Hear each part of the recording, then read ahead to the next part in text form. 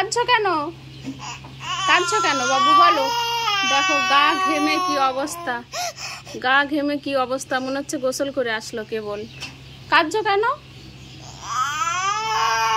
আর বলবে? কি হয়েছে বলো, কি হয়েছে? কে মেরেছে তোমাকে? আপনি মেরেছে? দেখ গরমে ঘেমে কি অবস্থা, দেখ কপাল টপাল। কি হয়েছে বলো?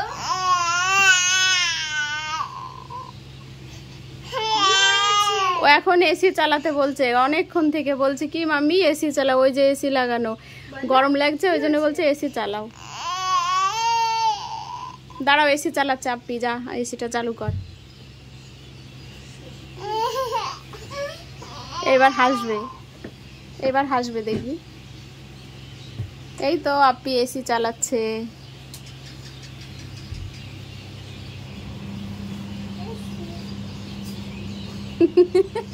এবার কত খুশি দেখ।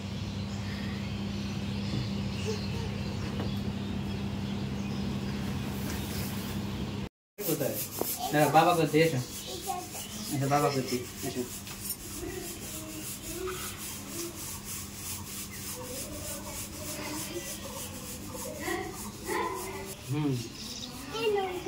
তুমি রাখো, তুমি রাখো, চলো বাবা করতে যাবো। এদিকে এসো, এদিকে ঘুরে যাবো। হ্যাঁ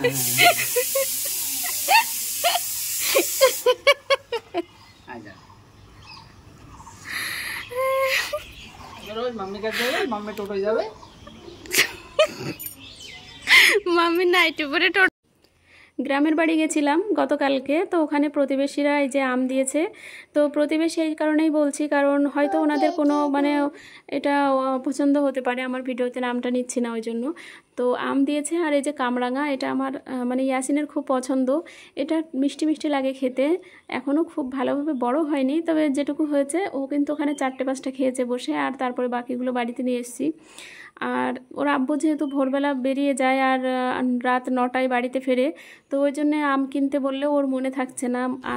আর ফেরার পথে ইয়াসিন গিয়েছিল ওর ফুম্মার বাড়ি ওর পাপার সঙ্গে, তো মানে ওর ছোটো ফুম্মার বাড়ি, ওর ছোটো ফুম্মা এই যে খাবার দিয়েছে এখানে হার্ট শেপের একটা বিস্কিটস, তো এটা ও খাচ্ছে না, তো ভাবছে আমি খেয়ে নিই। আর আরও অনেক খাবার দিয়েছে যেটা আমি ফ্রিজে রেখেছি, ক্যাডবেরি, তারপরে ক্যান্ডি, চকলেট এসব দিয়েছে। আর আমার জন্য কিছু সবজি পাঠিয়েছে, সবজি বলতে মানে ভুড়ির তরকারি।